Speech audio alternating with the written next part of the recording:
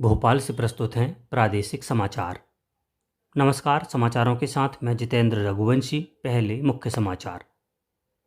प्रधानमंत्री नई दिल्ली में द्वितीय वैश्विक शिखर सम्मेलन के समापन समारोह को संबोधित करेंगे। लोकसभा ने विकसित भारत रोजगार और आजीविका गारंटी मिशन ग्रामीण विधेयक बीबीजी रामजी 2025 पारित किया।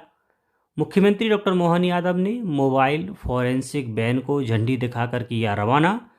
और प्रदेश में कड़ाके की ठंड जारी। मौसम विभाग ने अगले 2 दिनों तक मौसम ऐसा ही रहने की संभावना जताई। अब समाचार विस्तार से।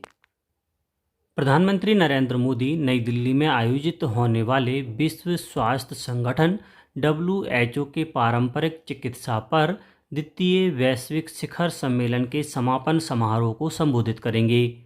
इस अवसर पर प्रधानमंत्री आयुष क्षेत्र के लिए एक प्रमुख digital portal my Ayush integrated services portal सहित कई महत्वपूर्ण आयुष पहलों का शुभारंभ करेंगे। वे आयुष पार्क का भी अनावरण करेंगे, जिससे आयुष उत्पादों और सेवाओं की गुणवत्ता के लिए एक वैश्विक मानक के रूप में परिकल्पित किया गया है। कार्यक्रम के दौरान श्री मोदी योग प्रशिक्षण पर विश्व स्वास्थ्य संगठन की तकनीकी रिपोर्ट और आयुष में 11 वर्षों के परिवर्तन पर पुस्तक का विमोचन भी करेंगे। लोकसभा ने विकसित भारत रोजगार और आजीविका गारंटी मिशन ग्रामीण विधेयक बीबीजी रामजी 2025 पारित कर दिया है। यह विधेयक 20 साल पुराने महात्मा गांधी राष्ट्रीय ग्रामीण रोजगार गारंटी अधिनियम मनरेगा 2005 का स्थान लेगा। विधेयक का उद्देश्य विकसित भारत 2047 के राष्ट्रीय दृष्टिकोण के अनुरूप ग्रामीण विकास ढांचा स्थापित करना है। इस विधेयक के तहत प्रत्येक वित्त वर्ष में प्रत्येक ग्रामीण परिवार को 125 दिनों के मजदूरी रोजगार की वैधानिक गारंटी प्रदान की जाएगी। विधेयक पारित होने के बाद ग्रामीण विकास मंत्री शिवराज सिंह चौहान ने नई दिल्ली में मीडिया को संबोधित करते हुए विकसित भारत ग्राम विकास विधेयक 2025 पर लोकसभा में चर्चा के दौरान विपक्ष के व्यवहार की निंदा की। उन्होंने कहा कि इस विस्तार के लिए योजना में पर्याप्त धनराशि का प्रस्ताव किया गया है, जो कुल मिलाकर 1,51,282 करोड़ रुपए है। इसमें केंद्र सरकार का हिस्सा 95,000 करोड़ रुपए से अधिक है। हमने एक संपूर्ण योजना बनाई जिसमें विकसित गांव का स्वरूप क्या होगा, और गांव का स्वरूप तय गांव के लोग करेंगे, लेकिन गांव में क्या क्या बने। जल संरक्षण के काम जो बहुत जरूरी, स्कूल हो, स्वास्थ्य केंद्र हो, आंगनबाड़ी का भवन हो, सड़कें हो, रिटेनिंग वाल से लेकर ड्रेनेज के सिस्टम तक की व्यवस्था। और एक और सुधार किया, इसमें तय किया कि जो फंड से उसका वितरण न्यायपूर्ण होना चाहिए। किसी पंचायत का सरपंच ज्यादा एक्टिव है, वो ज्यादा धन ले जाता, कोई कम एक्टिव है तो वहां ज्यादा विकास के काम और रोजगार की आवश्यकता होते हुए भी धन कम जाए। इसलिए तय किया कि ABC 3 ग्रेडिंग बन, ग्रेडिंग के आधार पर धन का वितरण। इसमें किसको आपत्ति हो सकती है, क्या आपत्ति। मुख्यमंत्री डॉक्टर मोहन यादव ने प्रदेश में अपराध अनुसंधान, साक्ष्य संकलन और वैज्ञानिक विवेचना की क्षमता को सुदृढ़ करने के लिए तैयार की गई मोबाइल फॉरेंसिक वैनों को पुलिस मुख्यालय भोपाल से झंडी दिखाकर रवाना किया।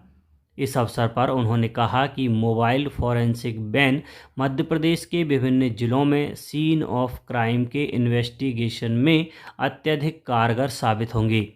इस अवसर पर मुख्यमंत्री ने कहा कि मध्य प्रदेश पुलिस ने 11 दिसंबर को प्रदेश से नक्सल आतंक को समाप्त कर दिया है।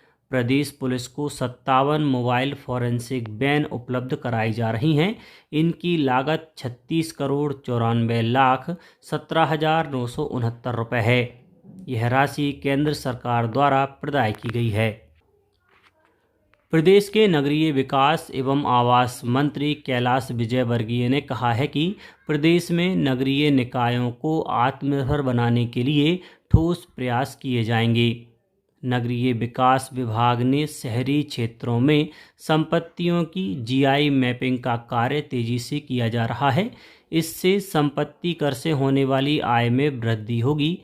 पत्रकार वार्ता में अपने विभाग की 2 साल की उपलब्धियों की जानकारी देते हुए श्री विजयवर्गीय ने कहा कि विभाग शहरों की एयर क्वालिटी सुधारने के लिए पार्कों में पौधरोपण किए जाने के साथ उनकी देखरेख के प्रति भी और जिम्मेदारी से काम कर रही है।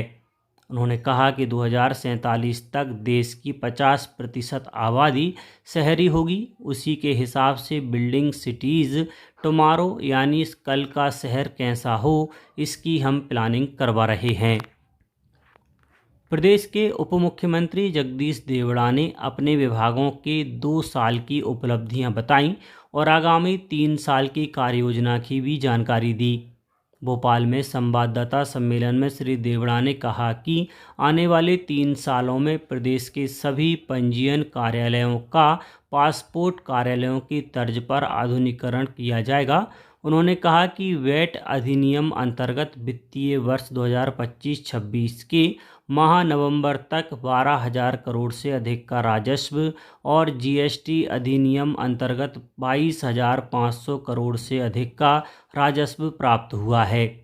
श्री देवड़ा ने कहा कि मुख्यमंत्री डॉक्टर मोहन यादव द्वारा 1 नवंबर को मध्य प्रदेश स्थापना दिवस के अवसर पर विकसित मध्य प्रदेश दृष्टि पत्र का विमोचन किया गया है।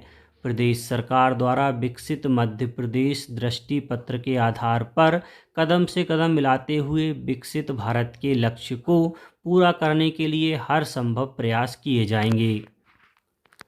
राज्यपाल मंगूभाई पटेल ने कहा है कि दीन दुखियों की सेवा ईश्वर की सेवा है। श्री पटेल भोपाल स्मारक अस्पताल एवं अनुसंधान केंद्र में आयोजित चौथे international school on radiation research के शुभारंभ कार्यक्रम को संबोधित कर रहे थे। राज्यपाल ने कहा कि पीड़ित मानवता की सेवा का अवसर बिरले और सौभाग्यशाली लोगों को प्राप्त होता है। चिकित्सक पीड़ित मानवता के सच्चे सेवक हैं। रोगियों के लिए चिकित्सक भगवान का अवतार होते हैं। ग्वालियर में चल रहे तानसेन समारोह के चौथे दिन साधना संगीत कला केंद्र ग्वालियर के विद्यार्थियों द्वारा ध्रुपद गायन प्रस्तुत किया गया।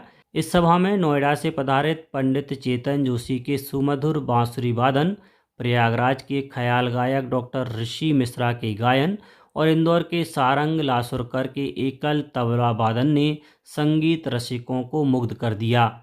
वहीं नासिक के सुविख्यात ख्याल गायक आशीष विजय रानाडे के गायन का आनंद भी श्रोताओं ने लिया। अब बात मौसम की। प्रदेश में कड़ाके की ठंड जारी है। उत्तर से आ रही बर्फीली हवाओं के कारण प्रदेश के अधिकांश हिस्सों में न्यूनतम तापमान सामान्य से काफ़ी नीचे दर्ज किया जा रहा है। मौसम विभाग ने अगले 2 दिनों तक मौसम ऐसे ही रहने की संभावना जताई है। साथ ही कई जिलों में घने कोहरे का अलर्ट जारी किया गया है। वहीं शीतलहर को देखते हुए स्वास्थ्य विभाग ने बचाव और सावधानी के लिए एडवाइजरी जारी की है। कोहरे की वजह से दिल्ली से मध्य प्रदेश आने वाली 15 से ज़्यादा ट्रेनें हर रोज़ 20 मिनट से 5 घंटा तक लेट हैं। अब कुछ समाचार संक्षेप में। क्रिसमस और नए साल के अवसर पर यात्रियों की भीड़ को संभालने के लिए भारतीय रेलवे 9 जोनों में 138 विशेष ट्रेनें चलाएगा।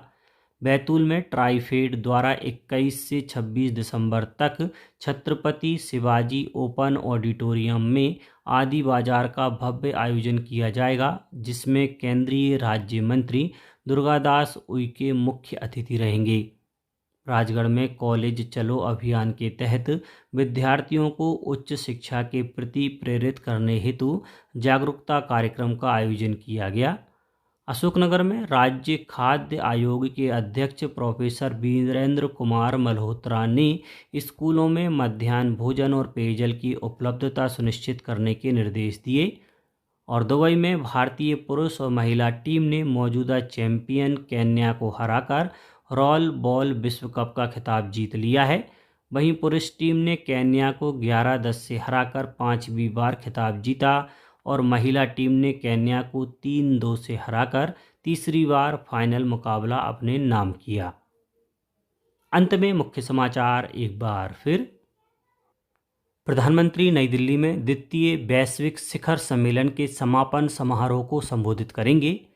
लोकसभा ने विकसित भारत रोजगार और आजीविका गारंटी मिशन ग्रामीण विधेयक बीबीजी रामजी 2025 पारित किया। मुख्यमंत्री डॉक्टर मोहन यादव ने मोबाइल फॉरेंसिक वैन को झंडी दिखाकर किया रवाना। और प्रदेश में कड़ाके की ठंड जारी, मौसम विभाग ने अगले 2 दिनों तक मौसम ऐसा ही रहने की संभावना जताई। आज के इस बुलेटिन में बस इतना ही। नमस्कार।